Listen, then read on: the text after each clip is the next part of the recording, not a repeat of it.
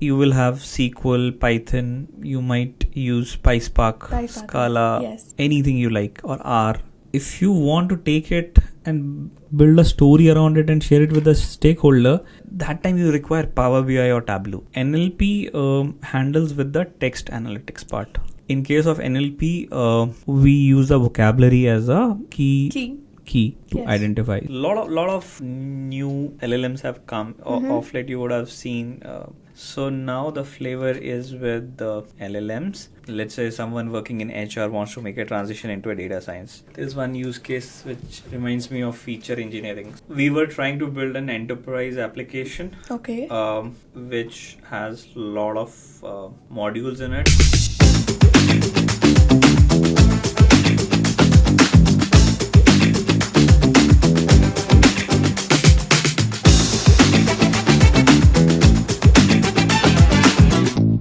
Hello everyone. Today we have Mr. Sahil Mattu with us, senior consultant data science from Eli Lilly. So he's been working there for the past 2 years. Welcome, sir. Thank you. How are you? I'm doing good. How are you? I'm good too, sir. Thank you. So before we dive into your niche, I just want to know a little more about you.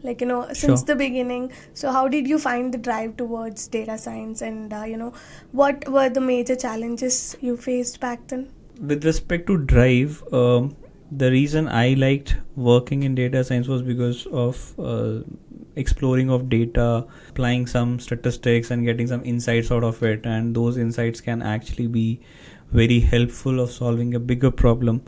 So back then we used to just call that analysis or root cause analysis, and when I came to know that there is something called as a descriptive statistics, and which works specific to this, and there is a inferential stats, predictive stats, where you can actually use these insights to predict something in the future. So that was the time I thought it's better to learn it properly and apply it, and that's how it got all started.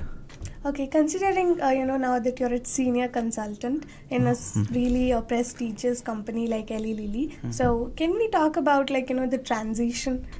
And because a lot of us would be talking about who are from a different background, maybe like I'm talking about non-technical background or with zero experience in data science domain, and then evolving to such a great managerial position. So how was the entire journey to be summed up? So it was fascinating journey. In the beginning, I was not actually in the data science team. I was working in the testing team, test automation manager. I was with IBM, and that's great. We were working on automation and other stuff at that time, and that was the time I was learning about how I can implement the predictive analytics, which I just spoke about, that while doing the number crunching, we realized that these kind of things can also be done.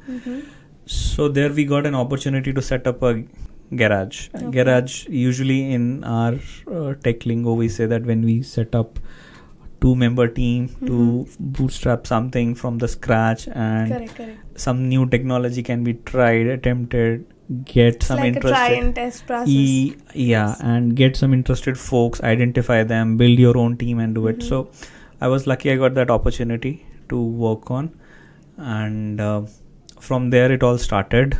And from there I had interest in NLP, and I was lucky I got the chance to work in NLP in my next organization, that was DXC. And from there I got an opportunity to be part of the Eli Lilly team. Right, wonderful. Now, talking about the data analysis part of data science, so can you tell me, when we are supposed to implement all these analysis techniques on a real world data, which will be huge, large in amount basically. So what could be the general key challenges that someone can face? Because with respect to Python, we do consider pandas for data manipulation, and maybe, we have things like what I would say Seaborn, Plotly and all for visualization. But apart from these, when I'm talking about the real world data, so what could be the key challenges that generally we face, and how do we overcome that? How do you overcome that? So there are different type of datas that one can encounter. One is Correct. structured data, numerical Mm-hmm. form of data. Correct. Second is unstructured, like images and text. Mm-hmm. So if you talk from the structured point of view, then again there are two different cases that can happen. One is you are having a limited set of data, Correct. so you can apply any programming language to explore it. But if the data size is large, Mm-hmm. so there are two things that can happen. For example, a banking data or data which tracks all the transactions, every Correct. second of transaction is getting captured. There you will start from the SQL first, because you would be querying the data and finding the subset of the data to which Mhm. one you can do it. Second thing is you can do the sampling Mm-hmm. in order to get a sample size, a sample from the data, Yes. and then do all the analysis on that sample, because you can't start doing on a billion parameters at one go. If you take any FMCG company which captures the data across all brands, Mm-hmm. like Hindustan Unilever or Yes. Nestle, they have so many SKUs and they keep tracking for every outlet that they have. Correct. It gets very difficult to take 1 billion records and start Working making on sense it. out of it. Yes. So the ideal way is do get a subset out of it. Either use SQL, which is a rudimentary way of finding one specific area for that. If you know the business domain, that Mm-hmm. let me first find the tier 1 data, let me then find the tier 2 data. Or you can go and do the sampling across the entire data, which is a very difficult method because it requires a very nuanced statistic understanding. Correct. What would be my sample? What should be the ratio of different samples that I should take? Understood. Now, talking about data science, since it's like a mixture of multiple technologies, I would say that is that, let's say we will start with Python programming for coding, right? And then we have statistical analysis. So for visualization also, we can use the libraries from Python, or we can use other aspects such as Tableau or Power BI, right? And also we talk about SQL. Now, finally, it all creates a model, and towards now, if I'm talking about in the current situation, we are more oriented towards AI.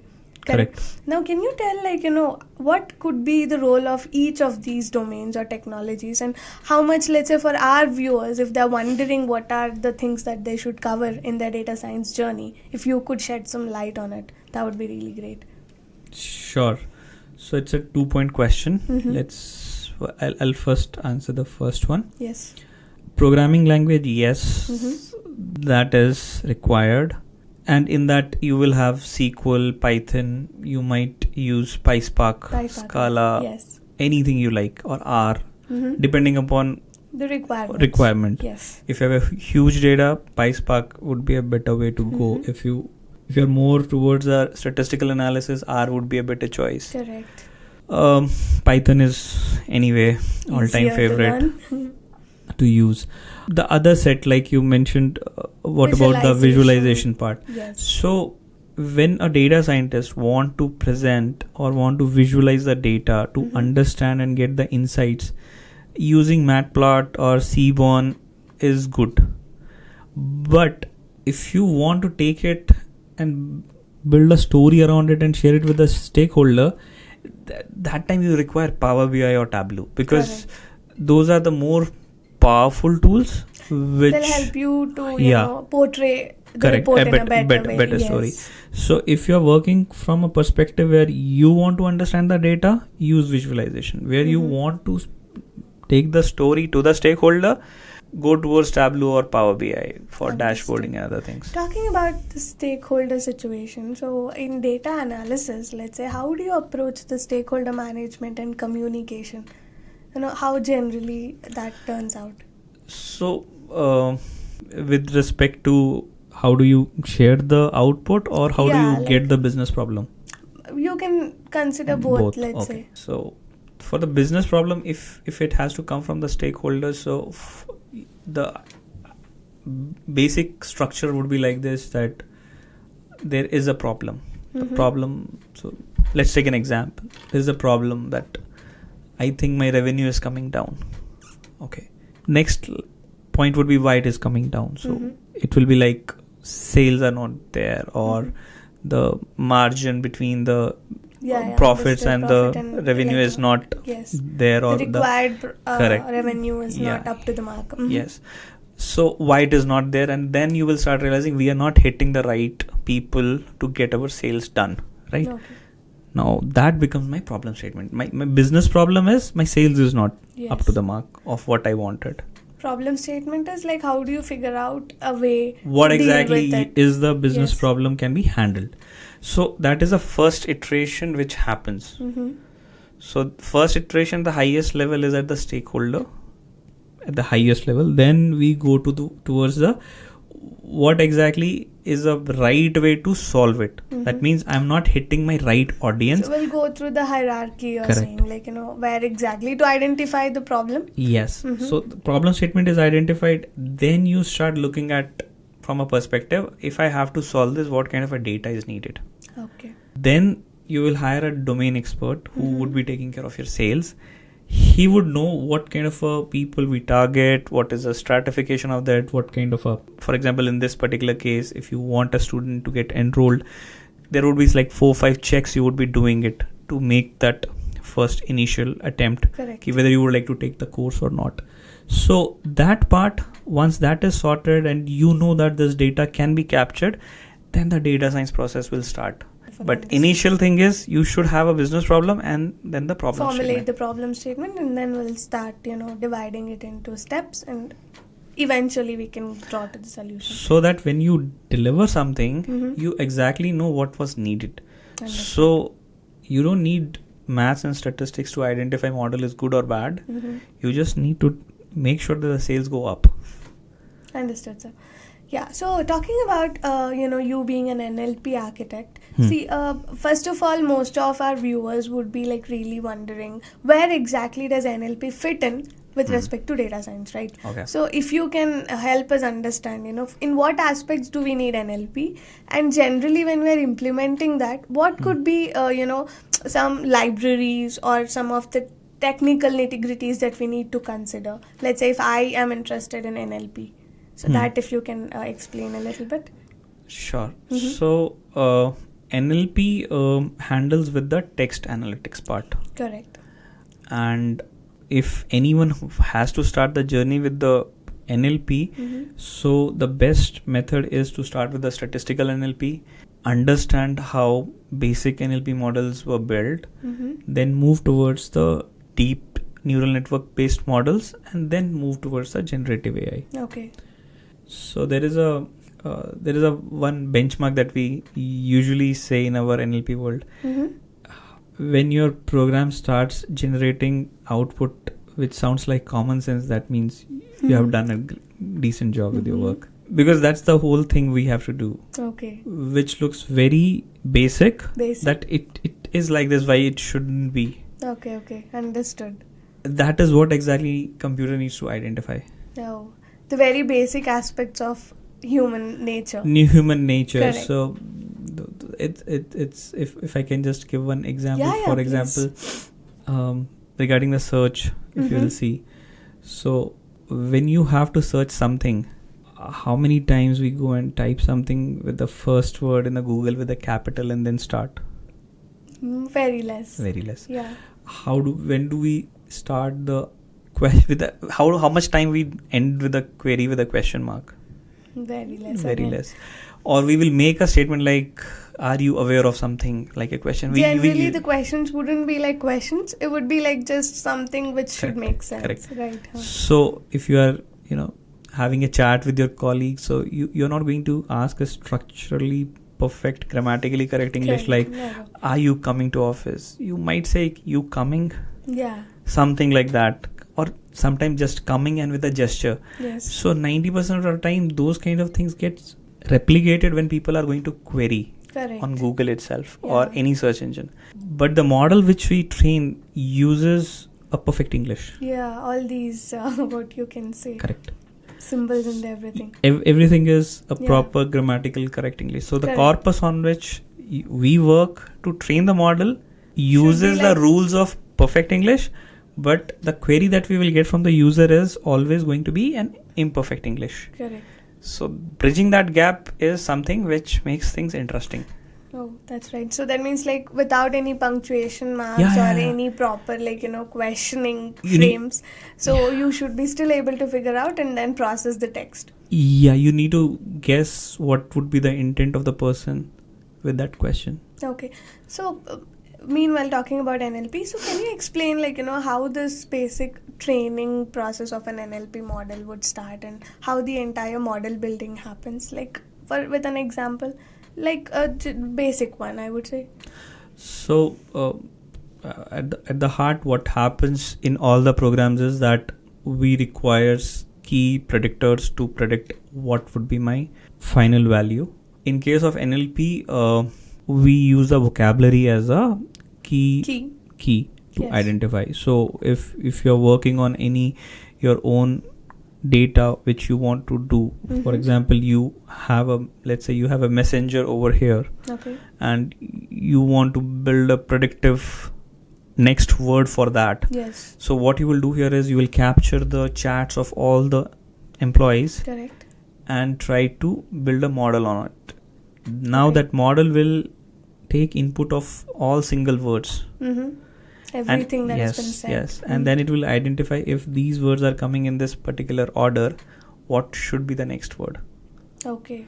So it would be very specific to the words and the choice of words which works in this organization Understood, and will not understood. work anywhere else. Okay. It will be kind of customized case. Yes. Yeah. So when you go towards the large language models, then the deep learning came, and then the LSTMs, and then the big Neural networks, all everything. BERT and other things. They have just increased the size of the vocabulary, and the way they calculate it has So they're a obviously little changed. vast. You can Yes, say. the but first thing is that the corpus on which has been trained has increased. Okay. Wonderful, understood. Can you share some insights about any recent advancements or breakthroughs in the field of NLP? Breakthroughs in NLP, yes, lot of new LLMs have come. Of late, you would have seen there is a lot of buzz around ChatGPT, and after that, Yes. there are a lot of LLMs that have come, and they have kind of revolutionized the entire NLP space. So Okay. we have two set of offerings right now. One is open source, which is Correct. free, and other one is paid, which is like coming from Yeah, the licensed versions OpenAI, and all. like chat, like Correct. GPT, or Amazon has their own Bedrock, or Correct. Bard we have. yeah, It has I mean, been renamed as Gemini now from Google. yes. Yes. So there are these two ways in which LLMs are right now getting operated, and there are a lot of other startup ecosystem that are working on creating a curated LLMs, and so a lot of things are happening in this space. Understood. So since you mentioned about GPT and all, that was my next question. I mean, now when we talk about IT domain, right, it's become a must thing to mention, right? Recently, I was just reading some articles and where I found that, AI or generative AI is gonna take up all people's jobs, right? Right. So people are gonna be jobless. And I mean, trust me, like if there is something like this which is really advanced and, it's wonderful, basically. But eventually, it's a man-made thing. So, but do you think this fear is actually going to be true, or to how much extent? And let's say if us being humans, if we can take an advantage of it, how to start and where to start? I think there was too many questions. There were but too many questions, but so let's try to answer one by One one, after and in one. case Yes, I miss sure. something, Sure, sir. then you can just let me know that whichever part I missed. There is one interesting way of interpreting the entire scenario. In 2017-18, every interview question used to start with KNN, K nearest neighbor. Yeah. Then it was 2018 around, it was all about SVM, support victim machines. Correct. 2019 and 2020 was all about XGBoost. Okay. Nothing could be solved without XGBoost. It was like that. Then it was BERT, Transformers, and then now it is GPT. ChatGPT. Okay, so you're just saying that it's a phase. So where? There is it's not a phase. I would say it's a flavor of the month kind of a Okay. thing. So now the flavor is with the LLMs. At present, the maturity of an LLM is that it can do a very good paraphrasing. Yes. Right? There are 4 to 5 key indicators for any problem to get solved. One is accuracy. You wanted a precise information, you should get a precise information. Correct. Second is misrepresentation of data. You have passed data to the system. Does system make any misrepresentation in understanding of any of the technical terms, interpret it its own way and present it? That's a problem. Third is missing the data. So you would have seen the context window, and how much tokens can be passed, those kind of things. You have heard of it. So basically, if you're passing one paragraph or you're passing the entire Harry Potter novel is the question. So if you want to answer a question from an entire Harry Potter book, so sorry, forgive me if I'm from that era, so my reference goes to Harry Potter if some people are not able to relate. No, I'm a Potterhead myself, so that's fine. So, I mean, 650 page close to book would be the size of the 650 pages, and you want to answer one question out of it, XYZ question of your choice. There is a good possibility you will be missing some amount of data if you start summarizing it. So, these are the key indicators which is required at the end of the critical product. We cannot be 100% sure on it. The relevancy is something we need to focus on, right? Rather than just giving a dump of data. Yeah, see, you can, if somebody has to read a book and summarize it, that person, or has to write a critical review of a book, that person might need to take 3 days. Yeah. GPT might take half an hour. Okay, let's say half an hour or 3 seconds. There is a huge upside that I can do a 3 days work by doing it in half an hour. But the point would be about how accurate it is, how much misrepresentation it has happened, how much data was missing while generating my again, critique. There is a need for proofreading is something I think where we are directing to. Yes. Right? So if, let's say, a book has come in the market and you are using a ChatGPT to write a review, which is a 650 page book, so for proofreading someone has to read it. Exactly. So those 3 days will again come into the picture. So it's like doubling the work. See, the thing is, how do you use it? So now, if you've heard about the RAG framework has come, it has kind of taken up into a next phase, and where things have become slightly better because we are not hallucinating to that level to which we were hallucinating a year back. But still, the answer would be Harry Potter is just a generic example. But if you are talking about a legal thing or from a very specific area where accuracy makes a lot of difference, for example, you are making a chatbot for answering the question which medicine I should take for the symptoms. These are the problems, these are the areas where you cannot directly use it. But still should be able to predict. Yes. So I personally feel it is revolutionizing when you want to do certain things. For example, when we started, writing a summary was the biggest task because we were able to identify the key areas, but we were not able to make it coherent. Because if it is not coherent, you will not even feel like reading it. It's not a good feel-good factor. So next wave, I think, would be the combination of, again, statistical NLP will come, take over, set the rules. LLM will come, will do the good paraphrasing, identify key areas. So it will be a merger of both the things coming together. That's what I see. So basically we should know, how to deploy it, how to make use of it, no matter what advancements comes into picture for making our job easy. How do we implement it? That is something, right? It is very important in today's time because it's very important because it has made a lot of things very simple, but at the same time, from where we have started the journey, that will always be important. Correct. Now, let's say for most of our viewers who are actually starting their journey to become a data scientist or a data analyst, like we need to understand, like, where to start. So let's say if I have to divide this into phases, so can you tell me, like, let's say for a person from a non-technical background, right? So when I say non-technical background, he could be from any degree holder, like, not specifically engineer or IT background, maybe from a different backgrounds as well, who are trying to transition into the data science domain, let's say. Now, where should they start? You're Right, talking what from could a be- fresher's point of view or someone who's Let's working say- somewhere else? Yeah, no, see, mostly this is for both. Let's say if I am a fresher, right, so who is directly out from a college, I do have multiple domains to select. So it's like a experimentation thing for me, or let's say I'm exploring. But let's say for someone who's already working in certain domain, let's say in a manufacturing domain, or let's say marketing domain, or just for example any domain you consider.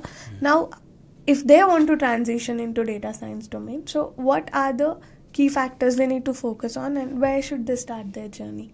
Let's break it down in small pieces. The first one Sure. is someone is working in IT in a different domain and wants to make a transition. Let's say someone working in HR wants to make a transition into a data science. That would be a slightly different journey with respect to someone who is experienced but not in IT, let's say in manufacturing in some Tata Motors, and wants to make a transition. Correct. Third is if you are not working anywhere and you're a fresher, then Correct. what would be your journey? If you're working somewhere, if you're working in a tech industry, you would be having a data science team. Most likely in today's time, there would be someone who is doing analytics in your team, and you need to first approach there. Okay. And what I would recommend is try to identify what problems they are going to solve, and try to solve that problem by yourself by taking a mock data. And if you pitch to them that this is something I have learned in Intellipaat, and this is what in my learning says that this is how the model can be built, I think that is the biggest resume you can have. Okay. Rather than saying I have a degree, I have done a course, you should take me Understood. to your team, or you can take an interview, I can tell you all the formulas. That probably will never work. So working on the problem statement. Yeah, see how it works here is, let's say there is a team of data science in Intellipaat who's working, and someone from the HR wants to work there by doing a course.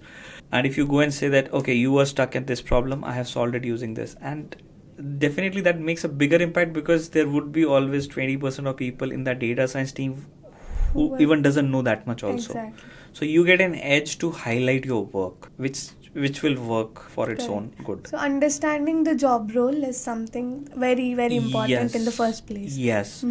So if you say I'm not able to do that and I can't do that, then think from this perspective, how will you convince someone outside your organization that you trust me, I can solve a problem? That's the problem. Second thing is having a good hands-on experience before making a move is always important. Because it's good to know the know-how of the things before you go Start out working where on it nobody actually. knows you, and then nobody can help you also over there, and then you will find it very hard. So my recommendation to everyone is first try to look into your own organization, and if you have the right credentials, that you have done the course, because course means you are serious about something, that's why you will spend the time and the money. And if you're able to solve the problem, that means you are a go-getter, you know how to connect with people, you will be able to connect the dots and apply yourself. It would make an impact. Understood. If you are not working in an IT company, if you are in a manufacturing company, how would you do it? So second myth is that only IT company needs it. At the end of the day, we are trying to solve a business, so every business would need it. So the challenge in a non-IT would be, can you convince your team to set up something new? And people say, how do I do that? I cannot set up anything. The simple thing is, you are dealing with data. Everyone is dealing with data, and when I say data, it's Excel like sheet. Oil, it's an essential. Yes, so if you're working on Excel sheet, you're working on data 99% of time. And if you can identify a problem statement in your work, if you're working in Tata Motors and you want to, let's say, work on the data of the complaints people are bringing, and you want to put a priority in place, severity in place, it's a classic classification problem. You would be having that data dump with you. Make a small model, see how it works. Okay. See, most of the time how things work in industry is if you can showcase the how much dollar it will save, Okay. or how much money it will save. So that's how you should approach all the problems. So that is how I would recommend to the person that try to look in that area. The third thing is it's a universal method, which is for the people who are inexperienced in any category versus a fresher. Is in today's time, a lot of opportunities are there, be it freelancing, Upwork, and other categories. Yeah. So couple of things you can do. You can always come to know what is the problem which everyone is trying to solve from LinkedIn. Okay. It's one place where there is a lot of chatter. Second thing is you can contribute towards the open source GitHubs. Okay. Yeah. You can help them in maintaining the code repos. Correct. That's a big thing. Yeah. That's It's a like big you're thing. creating yourself a resume over there. Yeah. Better than a resume, I would Definitely, say, right? definitely. So you will learn a lot, and you can work on. So most of the open source tools in today's time, they offer hosting capabilities free of cost, and they Okay. give you a free tier license. So you can have something Okay. developed in today's time. Yeah. So that would essentially mean that you will have a resume with hands-on experience. Understood. Hands-on experience not necessarily means you have to work in an organization. Hands-on experience should be if you say that I have worked on a project, will you be able to defend it in an interview? And when I say defend, that means there would be questions. How did you solve this problem? How did you solve that problem? What would have happened? The real You can't data, fake it at that time. Yeah, real problem statements, if you take, that could be of more help. Yes, Like you because mentioned people earlier. would be interested. Okay, you would have got stuck in getting the data. How did you manage that? And they would be interested not in your solution but in your approach towards how you got the data. How did you what techniques you followed to simplify this kind of ambiguity in the data. So Yeah, that I think that would work. Thank you so much for that. And now let's say if I am someone who is currently doing a course or very much interested in data science, where can I keep myself, doing what can I keep myself updated with the recent advancements and all these breakthroughs that are happening in the data science domain? Because a lot of my friends have suggestions like you just mentioned, to look into GitHub repos, and we also have something called as Kaggle, where I can get a lot of data sets and all. Apart from this, let's say if someone has to get a hold of recent advancements and all, where do we keep track of this? How do I keep myself up to date? So one place is definitely LinkedIn. A lot of people would tell what is the flavor of the month, which side you should look at. Then there are I personally like Medium. Medium is really good. So take a subscription if possible. It is a good place to read a lot of new stuff with a lot of explanation. Okay. Then if you want, there are other sites like alpha.ai and other places which recommends the latest papers. The papers can be interpreted using Code and Papers. That's another site where the papers and their implementation is also part of it. So these are a couple of things which one can do to keep himself or herself updated. Other hack would be to look at Udemy and see what are the top rated Understood. things which are coming up. So that is like reverse engineering on what is trending.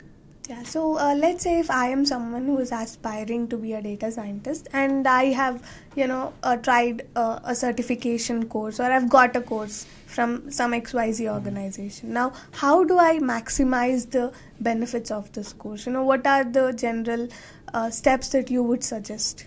So as a student, if you get enrolled to any course, the mostly there would be a duration of the course which they will give you like 2 hours per week or 4 hours a week kind of a thing that will come, and that will cover some basic structure that this is where you're going to study. Correct. My suggestion is you should spend some more time in that throughout the week in order to add some more knowledge related to them, because there will be a lot of things that would not get covered in that 2 hours. So you need to actually get into a student mode, which is hard because the last time you would be student movies like in a college, and if you're a working professional, and we hardly find time. Yes, and when you were in a college, somebody was technically sponsoring you to study and you were only studying, you were not working. Yeah. So it is easy as a student to learn, but if you're a working professional, it gets little hard. But that is the thing, that spending more time other than just don't fix to that's 2 hours. Second thing is whatever assignments you get, usually we try to work in a group and one person does maximum work, so that's what I've observed. It will just get reflected or replicated. So the thing is that if you're not putting much effort at that time, you will find it very hard after that to do it. Yes. Third thing is there is no harm in picking small projects. So there is a lot of areas where you get free data, like there is data.gov, which has plethora of data available by Government of India, and they actually appreciate you if you solve any of their problem using that data. And these are all real data we're talking about, so that's gonna really be worthy. Niti Aayog also has some free data available. RBI has some free data available for people to use. The question would be, how would you frame a problem statement? Challenge 1. Second would be, then you will be using it. How to solve that. So wonderful. There are data available. Then if you go to US offers much more data. Then there are a lot of data available over there, and then there is Kaggle, there are other things. Hackathons do happen, and you can participate in those hackathons. Even though if you don't know how to solve that problem in a hackathon, the hack is just look at the people who are solving it. Competition is something that will trigger learning. So yeah, I think that would be it will trigger learning, rightly said. And second thing would be, it will give you many ideas which you have not thought of when you look at someone else's notebook. Correct. Jupyter notebook, I mean. So you would be able to see, oh, this guy has actually handled this in this specific way. And this is something I also did in my initial years. You will get a different views of perspective of a single problem solving. Yes, so at least from the leaderboard you need to publish your notebook. Understood. So that gives you a lot of ideas which you can apply. And hackathon datas are usually pretty large. So you will get a flavor of pre-processing also. Understood. So these are the few things one should do to maximize additional learning. Practice little more. Just don't stick to the curriculum. Read little beyond that. Dig a little deeper, you mean? Yes. Understood. Thank you, sir. That was right. And my next question would be, generally when we talk about data science, let's say machine learning, people will be focusing more on this modeling approach, right? But we do have to consider the pre-processing aspects, the data pre-processing is what I mean. So can you tell me, since we are talking about a large amount of data here, what could be major issues that one can come across in the data pre-processing, and how to solve it? I mean, maybe you can take an example where you have worked on a project or something like that and explain us. That would be great. There is one use case which reminds me of feature engineering. So we were trying to work on a streaming application, and the client had just taken over the new streaming application.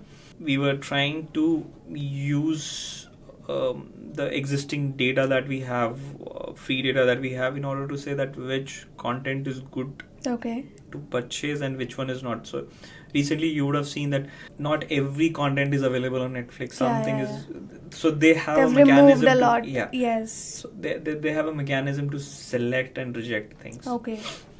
A filtering mechanism, you see. Yeah, I mean there would be a parameter they choose that should I pick this Or not. movie or not? Is it worth spending this much money for it, for this much the amount of licensing duration and stuff. Yeah, so they needed a model. So we were working on a model on that part, and so one of the thing that came across was budget. Okay. So budget of the movie is important in order to decide many factors. One is if the budget, 30% of the budget usually go for the promotion. Promotion is correlated with the buzz. Okay. So if the movie has a good buzz, during people just end up watching it irrespective of the plot. If the movie is not great, still the buzz is there, and once it comes on the OTT, you will be watching it. Yeah. Right? So how do you capture a buzz? So we use the promotional, and promotion will come from the budget. Correct. But the question was, how do you define the budget? Reason, if you take a overall criteria, there are English movies, there are Japanese movies, Chinese movies, Indian movies. Everyone has a different currency. If you keep a benchmark with the dollar, but every year, every country has a different way of managing their currency. So let me put it in this way. In 1993, Jurassic Park was a big budget movie, which was probably a $3 million budget movie. 2017, Pirates of the Caribbean was there with $300 million. How do I go from 3 million to 300 million, and what judge what is a big number and what is a small number? Okay. Because it does not follow the inflation.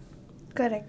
Movie business does not follow the regular inflation numbers. So how do you so managing that particular field was a huge challenge. Understood. Second is, why will you watch a movie? If there is a star cast, how do I rate a star cast? Because there is not one, there are like a lot of people. Correct. How do I fix it? Right? Understood. If I'm taking a movies in 90s, maybe that time Mr. Bachchan is a lead hero, but if you're talking a movie in 2020, he's not a lead hero. So the buzz is not same. Yeah, there are a lot of things that has been changed. So this feature engineering, keep track of all these things. Yeah, how do you create an internal map in which you decide every movie, is it big budget or a small budget, or the budget plays a critical role or not? Because you have to provide a scoring mechanism. That Jurassic Park high budget movie, or the number whatever you have given. Yeah, so you need to classify basically. One more thing we used, we identified there is a box office collection for an English movie, and there is a worldwide collection. Yes. So the interesting thing was, if you take the ratio of it, if the worldwide collection is pretty high with respect to the box office collection, the interpretation was that the acceptability of the content is universal as compared to the American audience. So that was one of the observation, and the nature of the content. If there is a violence, there is less violence, or genre we generally consider, I think, for the movies. Yes, and the rating. So the key things from the feature engineering, because you mentioned it, was there is no straightforward way of defining how do you do the budget. Would you just go with the indexing method of how GDP has increased and then find a relative way of identifying what would be the cost of Sholay? Correct. Made now, what is a box office collection equivalent? Those are good from academic per se, or writing op-ads. But if you look from building a model perspective, that is not apple to apple comparison. So you need to find a different way of doing it. We did something like for every year we identified the top 5 movies. Okay. And we understood the range for every year, right from 1960. You solved it by the range. We solved Rather it by than the range considering rather than by the individual. number, because it was not Understood. making sense, because I mean, there could be a lot of data, and taking those 98 numbers Avatar is came and that number was an outlier. Correct, And then correct. that became a norm because Lord of the Ring came. So Yeah. we became managing the, is there a linearity? It was an exponential. So 2008 It's Avatar like came. too much. And 2008 Understood. the greatest recession happened. So there is no way you will say that, okay, putting the Yeah, GDP I numbers with understood. this So makes sense. basically, when we are talking about the pre-processing issues or Hmm. the feature engineering and all, so it always depends upon what kind of data that we're dealing with and what are the parameters we're looking forward to, right? Correct. So depending upon that, so the approach would be different, and Approach is we are going to choose an appropriate one that could cover all the aspects. Right. Yeah, that would be it. Great, that was really informative actually. And I think the last question for the podcast from my side would be, let's say, since you've worked with a different job roles so far within your experience, so can you give an example of any one complex project that you thought that, oh yeah, this was really a complex one, and just give us an insight about it, and how did you tackle it? I mean, that could be a great learning opportunity. So the most complex one was actually was divided in two parts. We were trying to build an enterprise application, okay. which has a lot of modules in it, and one of the module was search, Okay. and the other was along with the search, there was resume recommendation Okay. based on the job description. Oh, that's interesting. So search and this, they were actually part of the one enterprise application which we were building it up. Okay. Search became interesting because till that time we thought the best or the most complex part in building a search is to get the search result, relevant search result. While building it, we realized more than that, it's the time. Oh.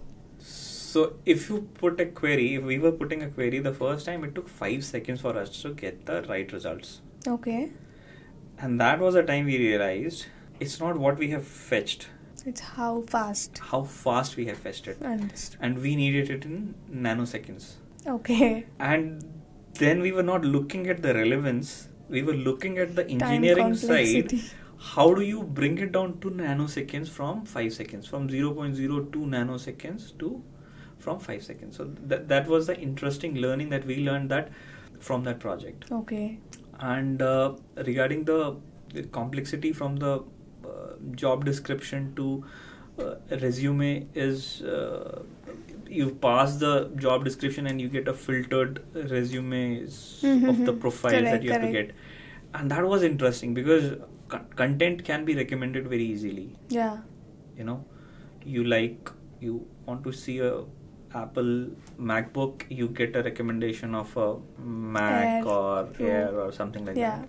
But if you are looking for a Java professional and there is no Java professional available, which skill should be the next best that should come? Okay, so ordering, I would say, right? So there has to be someone who has to list down all the skills available, give them a score which should be relative to rest of the skills. So yes, it's like a plethora of things to put together. Let me make it a little more spicy. So you need a Java guy who knows another 2-3 skills. Understood. And you have combination of those, but not everything. Again, so how do you find the perfect combination? So permutations and combinations over there, I think. Yeah, understood. So we thought initially it's a simple thing. I have parameters, I have skill, I have experience. But yeah. Why can't I get a recommendation?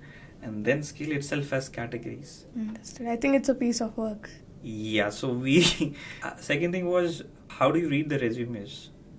Some people try top-down approach with respect to experience, some bottom-up. Bottom-up, yes. Some people just write, I have worked on Google Studio, and it might identify that you have worked in a Google. So there are a lot of things over there that we learned how people are writing the resumes. Like I said, that intention of what is written is very important. Understood. that is the challenge that we try to solve.